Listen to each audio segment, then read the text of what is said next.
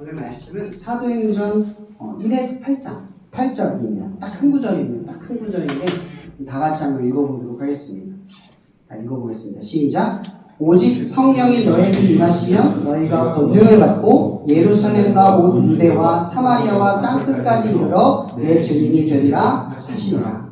아멘.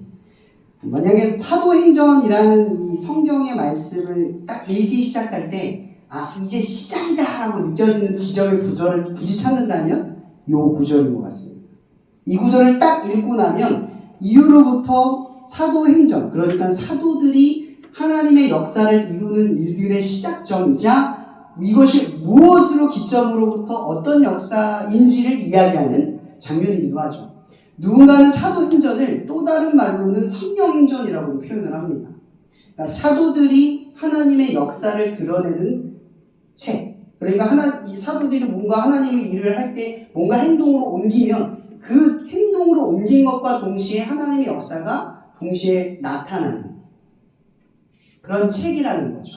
그래서 사도행전이라고만 읽지 않고 우리가 또 다른 표현으로 읽자면 성령행전이라고도 읽을 수 있습니다. 자, 그런데 중요한 건 이거죠. 성령행전이라고 하는 것, 성령의 역사가 뭘까? 성령의 역사. 우리가 보통 교회에서는 예수님 잘 알잖아요. 그죠? 하나님, 여호와 하나님 잘 알아요. 근데 잘 모르는 존재가 있죠. 성령. 근데 구체적으로 성령님이 뭔지를 잘 모릅니다. 근데 교회에서 이걸 삼위일체로 가르치기는 하지만 이 교회의 역사에서 삼위일체에서 이 성령이 가지고 있는 역사하는 지점이 사실은 다른 어떤 종교에는 없는 굉장히 중요한 존재로적 가치가 있다라는 겁니다. 그러니까 성령의 역사는 구체적으로 말하면 실체하는 역사라고 표현하기도 합니다. 실체하는 것. 그러니까 뜬구름 잡지 않는 겁니다. 여러분, 우리가 가진 신앙이 내가 하나님을 믿고 있어, 예수를 믿고 있어가 아니라 그 신앙이 삶에서 역사하고 드러나는 것. 그건 성령의 주체적인 일들이라는 거죠. 그러니까 성령의 주체적인 일들은 우리를 믿게 할 뿐만 아니라 또 다른 방편으로는 증인된 삶이 곧 하나님이 누구인가, 하나님을 믿을 만한 분인가, 또 하나님이 어떠한 존재인가를 드러내는 하나님의 역사의 방향성과도 맞아떨어진다라는 겁니다. 그래서 성령의 역사를 가만히 보면 우리가 이 말씀에 사도행전 1장 8절에 그렇게 말했죠. 내 증인이 되리라. 이게 증인이 된다라는 말은 굉장히 쉬운 말인 것 같지만 로마서에 제가 로마서 10장 10절에 사람이 마음으로 믿어 의에 이르고 입술로 시인하여 구원에 이른다라는 말이 있습니다. 사람들이 많이 착각을 하는데 우리가 학교 지나다니다가 나 교회 다녀, 나 예수 믿어, 나 하나님 믿어 라는 말이 구원에 이른다는 말이 아닙니다. 철저하게 그런 말이 아니죠. 로마서에서 말하는 마음으로 믿어 라고 하는 것은 내가 속으로 믿은 것을 의미합니다. 이건 드러나지 않아요. 역사하거나 실체하지 않습니다. 근데 그건 의가 되지만 의가 우리를 구원하는 게 아니죠. 왜냐하면 의라는 건 하나님의 만족에 들어섰다 이 뜻입니다. 아브라함이 하나님을 믿어, 그렇죠? 의에 이르렀다 라고 말하죠. 근데 의가 이르렀다, 하나님이 인정한 의라서 그 의가 만족스러웠다 뜻입니다. 근데 그게 구원이라는 뜻은 아니죠. 정확하게 말하면 구원이라고 하는 것은 성령의 역사가 발현되는 것, 실체가 드러나는 것을 의미한다는 겁니다. 그러니까 증인이 된다는 건 이런 겁니다. 여러분들이 예를 들어서 그 밖에 나가서 사회생활을 하다 보면 저는 술로 많이 예를 드는데 술을 안 먹겠다고 마음을 먹고 주변에 어떤 회식 자리나 어떤 자리에 가면 제일 먼저 맞닥뜨리는 게 사실 남자들은 압니다. 이 술자리입니다. 그걸 거부하거나 내가 하지 않으려고 할 때 그 윗사람과의 관계, 주변 사람들과의 불편한 무언가를 내가 생각해야 한다는 거죠. 그러니까 증인이 된다는 건 엄연히 말하면 고난, 부딪힘, 원치 않은 길, 계획대로 안 되는 것, 부담되거나 불편하고 낯선 길에 들어서는 것, 간섭받는 것, 성취되는 것이기도 하고 그리고 인도함을 얻는 것, 때론 찔림이나 낮추심, 의를 꺾는 것도 포함이 되고요. 그리고 편견을 깨부수거나 담대함을 주시기도 한다는 겁니다.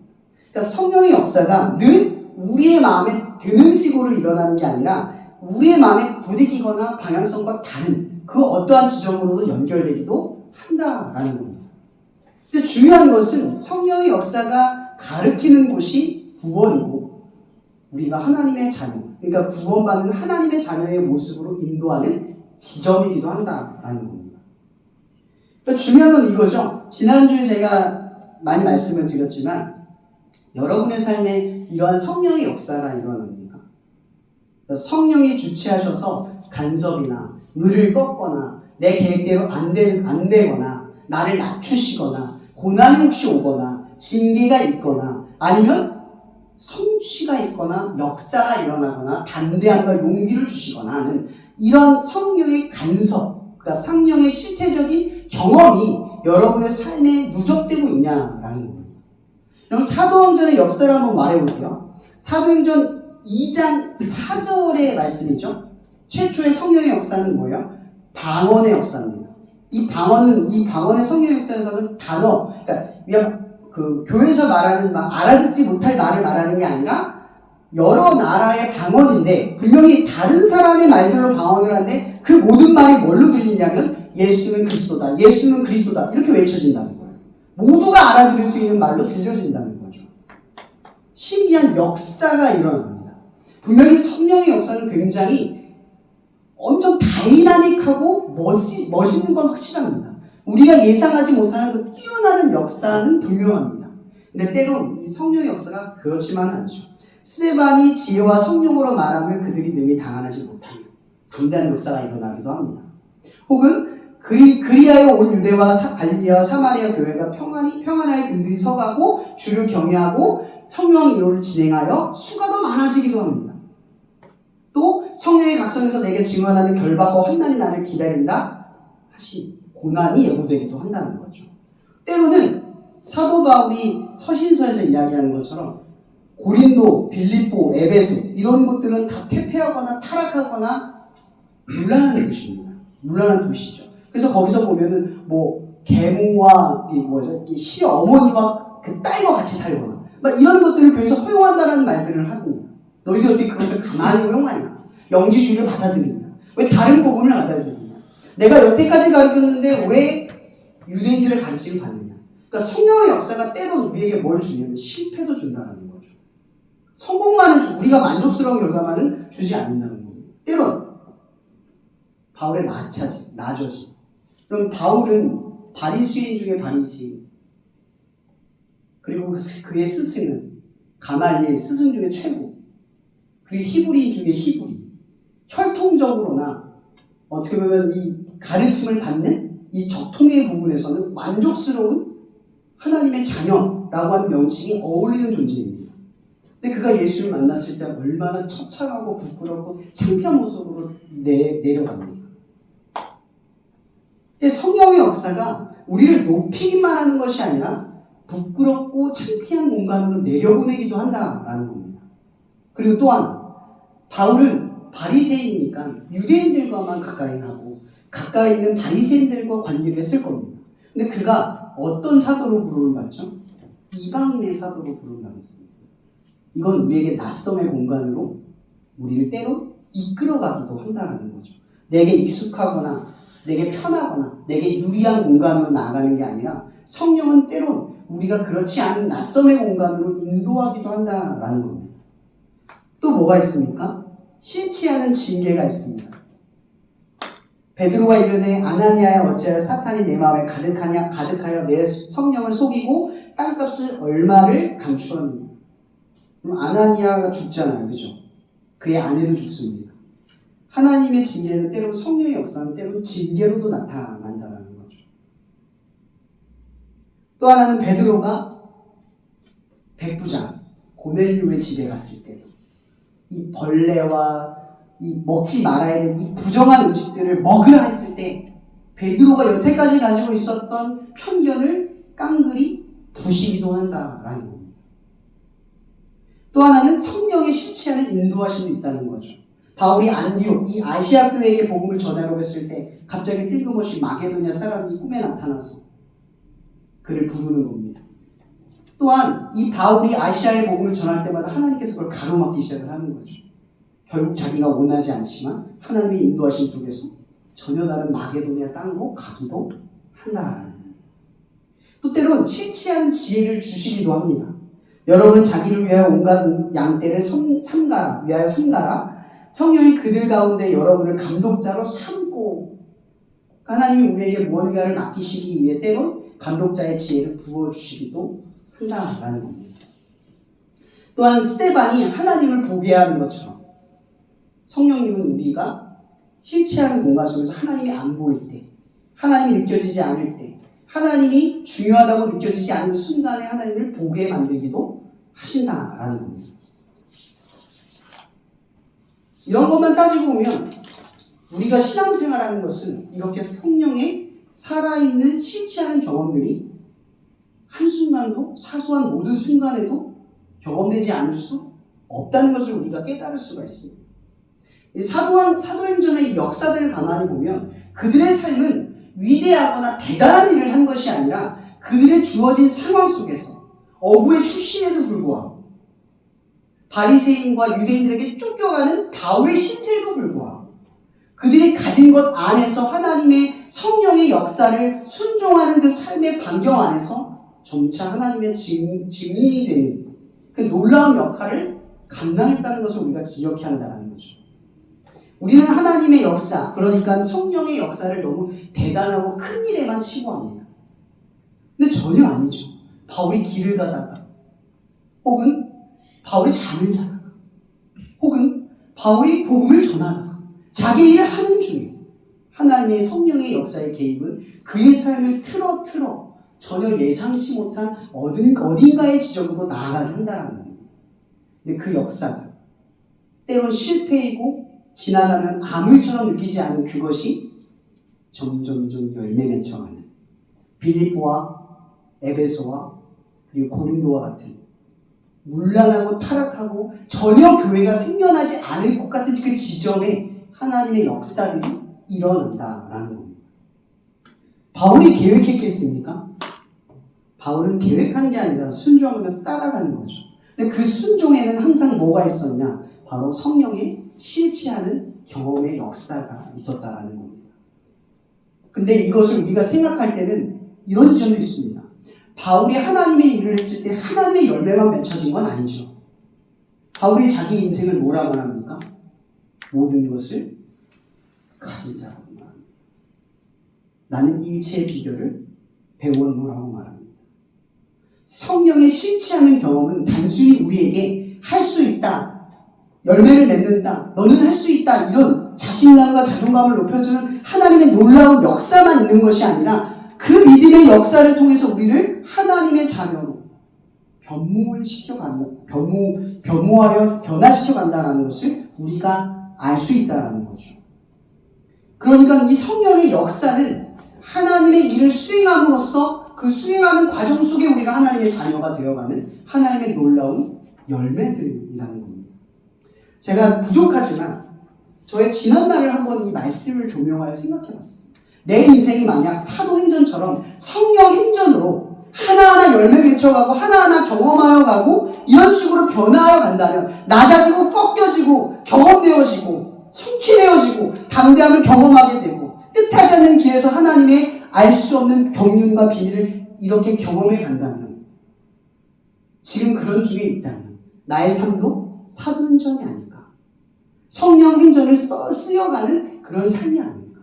그렇다면 반대로 왜 나의 삶에는 이 성령 행전이 계속해서 이어지지 않고 28장에서 끝나는 것처럼 우리도 늘 과거만 회상하고 늘 첫사랑만 떠올리면서 돌아가지 않는 그런 거짓된 신앙의 모습이 있는 것은 아닌가 스스로 생각을 해보게 됐습니다. 저의 부족한 삶을 잠깐 나누면 저는 알다시피 공부를 하지 못했습니다. 또 한 번 얘기를 하지만 공부를 전혀 잘 하지는 못했던 사람이었고 공부를 하면 성취된다. 나는 할 수 있다라는 경험 자체가 없고 늘 부정적이고 현실적으로는 해봤자 안 된다. 이것이 항상 믿음 없는 상황 가운데 늘 내 베이스로 깔려 있었던 삶의 원래 모습이었습니다. 지난번에 얘기했으니까 설명하지 않겠습니다. 저는 그때 처음으로 결단했습니다. 예수 믿을 때. 이 부정적인, 그러니까 결과만 쫓는 성적을 잘 받기 위해서 이 그릇된 문화, 남들도 다 하는 죄가 아닌 그 인식 속에서 컨닝을 해서 결과를 얻겠다라는 것을 담대하게 저는 거절했습니다. 분명히 거절했을 때 저한테 어떤 손해가 올지는 분명했죠. 그건 저의 첫 번째 여정의 출발이었습니다. 성령의 역사였죠. 꺾어내는 거. 전혀 다른 낯선 길로 해보는 거. 저는 한 번도 해보지 않았던 공부를 해봤고요. 그리고 전혀 예상치 않은 결과를 기대하는 공부를 했던 게 아니라 하나님을 믿고 공부했기 때문에 결과를 경험했던 겁니다. 물론 결과는 내가 공부했던 것이 A뿔 나왔고 공부하지 않은 것은 C, D를 나왔지만 적어도 제가 경험했던 것은 노력했던 것이 내 것이 되고 컨닝한 성적의 결과물은 전혀 내 것이 아니었구나. 사탄은 이런 식으로 내 삶을 갉아먹고 곰팡이 피게 하는구나라는 것을 그때 깨달았습니다. 원하지 않은 결과를 얻어도 노력한 결과가 진짜 내 결과라는 것을 그때 배웠습니다. 이게 저의 첫 번째 성령의 도전이었습니다. 제가 만약 될수록 생각했다면 절대 그거 거절 안 했을 겁니다. 졸업하려면 그게 유리하니까요. 근데 저는 포기했어요. 졸업을 못하더라도 하나님의 길을 따르기로 먼저 마음을 먹은 겁니다. 근데 이건 제 결단이 아닙니다. 성령의 역사입니다.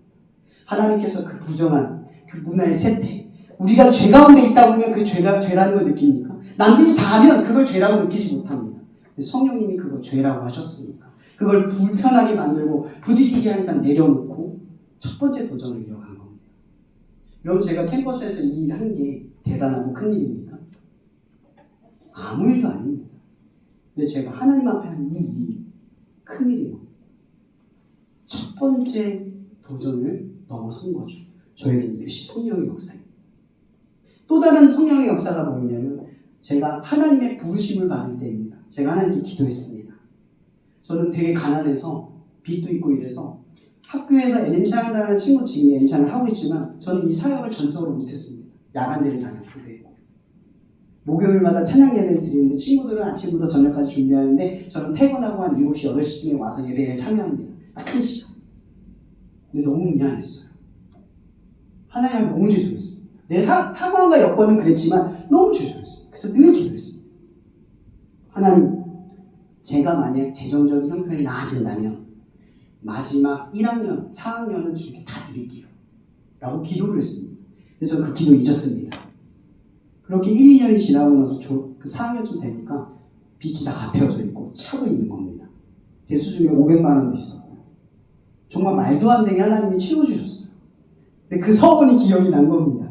그래서 저는 그 당시에 취업이 돼 있었어요. 사직만에서 일을 하고 있었습니다.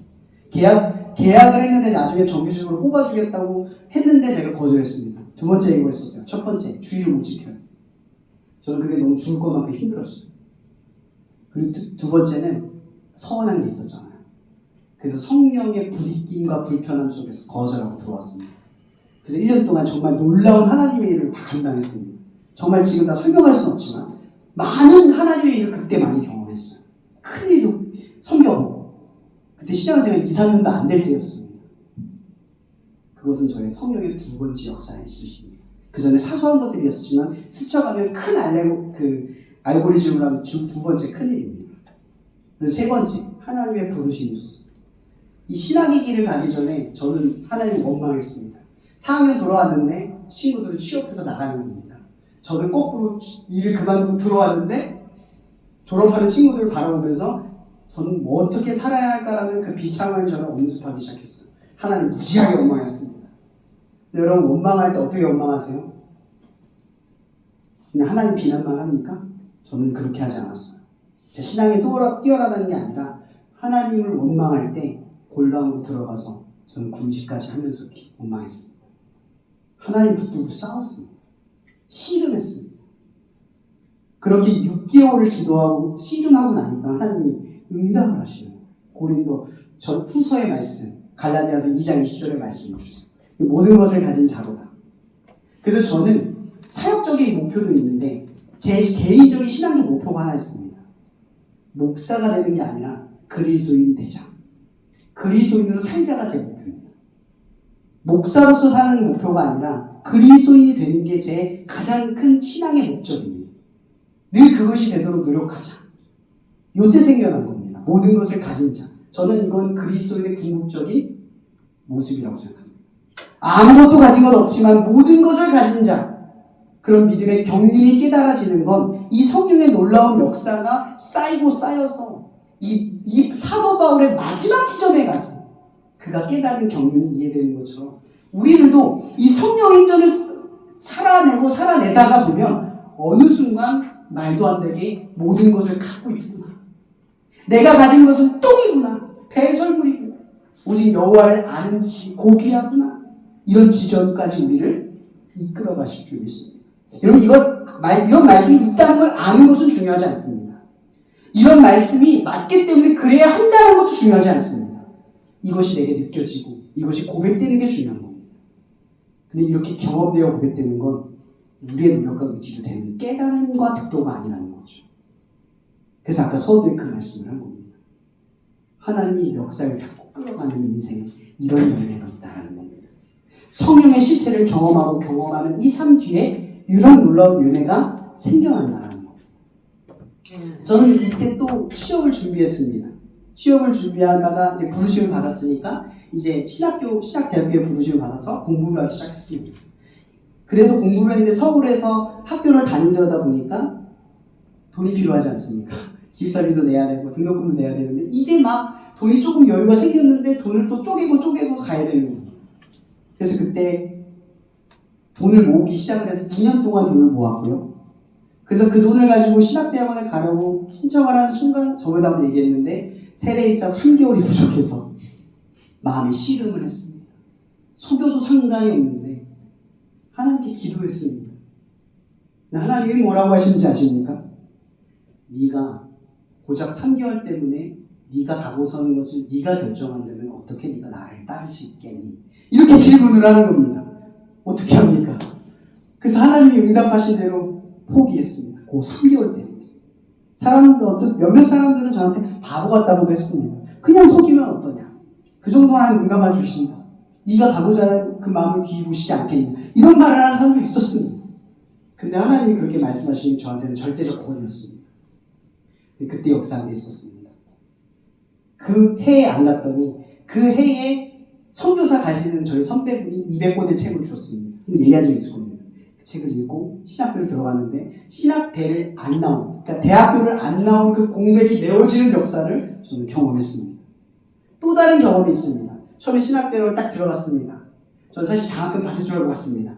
근데 신학대학원은 대학생은 돈을 장학금 안 준다는 겁니다. 충격을 받았습니다. 이제 끝났다. 고작 이제 300만 원 나오는데 2학기는 어떡하지? 기숙사비 내기도 간당간당하고 등록금은 엄두도 못 내겠는데 하나님 이러려고 나 인도하셨어요? 또 따지기 시작했습니다. 근데 하나님께 기도를 했어요. 이불을 뒤집어 쓰고 매일 울었습니다. 4월달 내내 울었어요. 3월이군요. 3월 내내 울었습니다. 하나님 어떡합니까? 엄청 울었어요. 근데 하나님 기도 제목을 3가지 주시는 겁니다. 첫 번째가 월급 120만 원 이상, 그리고 주말을 쉬는 곳, 그리고 학교에서 가깝고 5시에 끝나는 곳을 구하라. 기도를 주시는 겁니다. 정말 믿음 가지고 막 기도를 해서 구했습니다. 정말 말도 안 되는 거예요. 어떻게 구합니까 이거를? 안 나오는 거예요. 근데 기도를 했는데 제가 원서를 딱 한 군데 냈어요. 거기에 삼성 금융연수원 KBI라고 하는 연수원입니다. 거기다 원서를 냈는데 거기 제가 냈는데 전화가 와서 갔습니다. 근데 2명이 온 거예요. 한 명은 24살, 저 그때 29살이었어요. 그리고 알바생 쓰면, 계약직 쓰면 나이 어린 사람 쓰는 게 편합니까? 나이 많은 사람 쓰는 게 편합니까? 당연히 나이 적은 사람 쓰는 게 편합니다. 근데 기적처럼 거기 대리님이 천주교 다니시는데 제가 신학교 다니려고 저를 뽑아준 겁니다. 뭔가 이성이 더 나을 것 같아서. 근데 과장님이 반대했습니다. 근데 그 대리님이 뚫고 다 저를 붙여준 겁니다. 할렐루야. 전 몰랐어요.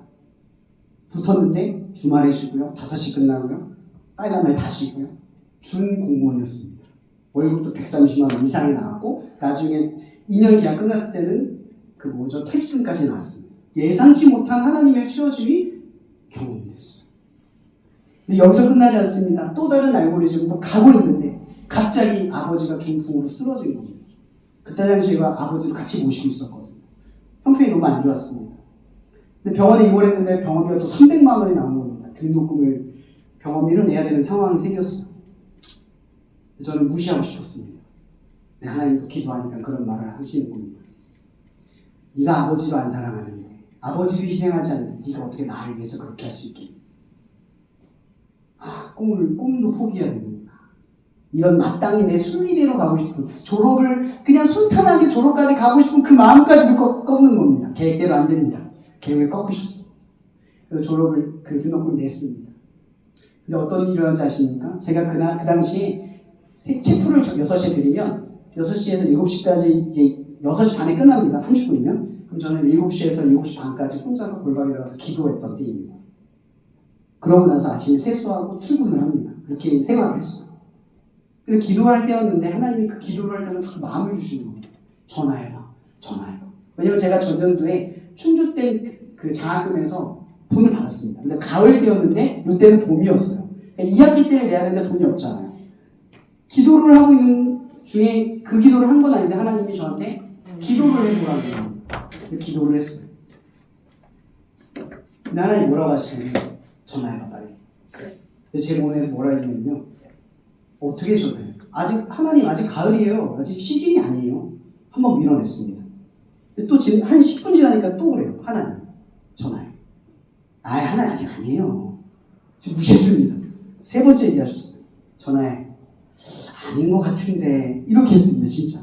그러다가 뭔가 그냥 하라고 하니까 한번 해보자 전화했는데 4월 달에 이번에 바뀌었다고. 어떻게 일주일 전에 전화하셨냐고. 기적같이 신청을 해서 그날 인감 이런 거 내가지고 장학금을 받았습니다. 그래서 부모님 병원비도 냈고 등록금도 냈습니다. 2학기 휴학을 안 했어요. 근데 그 과정 속에 간병인 한 분이 저의 이 열심을 보시고 제가 주중에 없을 때 저희 아버지를 또 돌봐주시는 그 놀라운 선생님도 있었어요. 최선을 다해서 하나님 앞에 가라고 할 때 가고 서라고 할 때 설 때마다 이 성령의 주체적인 역사가 계속 저를 꺾고 낮추시기도 하고 별걸 아닌 나로 깨닫기도 하지만 성취하기도 하고 열매 맺기도 하고 말도 안 되는 일로 나를 세우기도 하셨어요. 제가 나중에 졸업을 하면서 이런 고백이 나왔어요. 하나님이 여기까지 인도해서 참 감사하다가 아니라 이 시간들을 통해서 하나님을 믿게 하셔서 감사하다. 믿음이 생겨난 겁니다. 저는 공부하러 갔는데 그 공부하는 자리에서 하나님을 믿는 일이 일어났습니다. 그전에도 물론 믿었죠. 근데 그전에 믿었던 건 실체하시는 하나님이 아니라 점점 갈수록 이 실체가 경험되고 경험될 때마다 하나님이 구체적이게 되고 분명해지게 되는 겁니다. 지금도 사람들이 저한테 묻습니다. 서울 큰 집회 이런 데 캠프 때 가면 왜 충주에서 사역하세요? 다른 지역은 생각 안 하세요? 또 애들도 묻습니다. 서울에 사는 친구, 목사님은 서울에 올 생각은 없으세요? 별의별 질문을 많이 합니다. 저한테 묻습니다. 오히려. 왜 충주냐? 왜 여기서 하냐? 제가 그런 말을 들을 때마다 속으로 생각하는 게 하나 있습니다. 내뱉기도 하지만 제가 만약 크고 작은 내가 가진 생각과 가치관을 가지고 내가 유리한 조건을 따지면서 갔다면 전 이 길 안 갑니다. 근데 그리스도인이 길 걷는 사람들은 조건을 따지는 게 아니라 하나님이 원하는 것을 따지게 됩니다. 그래서 여기까지 올 수 있었던 거죠. 근데 그것이 그냥 제가 지금 되게 의로운 사람이라 그게 깨달아지고 결단해서는 아닙니다. 제가 충주에 남아있는 건 제가 더 대단한데 여기 있는 것도 아니고 제가 믿음이 좋아서 이걸 감수하고 여기 있는 것도 아닙니다. 하나님이 저를 믿게 하셨기 때문입니다. 하나님이 저를 믿게 하셨기 때문에. 여러분 교회에서 보면 바울은 굉장히 대단한 사람처럼 보입니다. 그런데 그 시대를 살아간 사람들에게 바울은 형편없고 별 볼 일 없고 힘들고 고난이고 어려운 사람에 불과합니다. 여러분 위인의 이야기 많이 듣죠? 위인의 이야기를 보면 우리가 볼 땐 위인은 대단한 삶을 산 것처럼 보이지만 그 당시에서 바라보는 위인들은 왜 저렇게 살아? 라는 사람들이 대다수입니다. 만약 우리가 그리스도인이라면 우리의 삶은 어쩌면 지금 우리를 바라보는 이 평시적인 우리를 바라보는 시선은 왜 저렇게 살아야 됩니다. 그렇게 느껴져야만 됩니다. 왜냐하면 그 길이 가장 위대하고 대단한 일을 이루는 하나님의 거룩한 초석이기도 하지만 그 길이 구원에 이르는 하나님의 경륜이기 때문입니다. 저는 최근에 이런 간증과 고백을 하면서 깨달아지는 것이 있습니다. 믿음은 마음으로 결단한 의로 생기는 게 아니라 입술로 시인하여 성령을 경험할 때, 성령의 주체적인 실체하는 경험들이 여러분의 삶에 가득 차여질 때 믿게 되어지는 줄 믿습니다. 제가 여러분들에게 당부하고 싶은 건 여러분의 일상과 삶, 그러니까 캠퍼스, 여기에 보내는 시간은 저도 대학원을 나왔고 저도 학교를 나왔습니다. 근데 같은 학교를 나오고 같은 대학원의 시절, 인생의 기간을 보내면서 저는 경험했습니다. 하나님의 은혜입니다. 여러분의 삶에도 이 학교 안에서 하나님을 경험할 수 있는 여러분이 되길 바랍니다. 저처럼 이런 성령의 실체하는 경험들이 너무 많이 누적되고 경험되어져서 이런 믿음이 생겼노라고 말할 수 있는 지점에 이를 때까지 같이 갈 수 있기를 바랍니다. 물론 제 믿음 생활은 여기서 끝난 것이 아닙니다. 여전히 앞으로도 성령 행전은 계속해서 쓰여야 하는 줄 믿습니다. 또한 이 캠퍼스를 섬기는 교수님들과 학생, 우리 모두가 이 성령님의 살아있는 역사를 경험하는 이 부르심 속에 살아야 하는 줄 믿습니다. 끝으로 다시 한번 오늘 말씀을 읽기 전에 마지막 말씀을 하나만 읽어보도록 하겠습니다.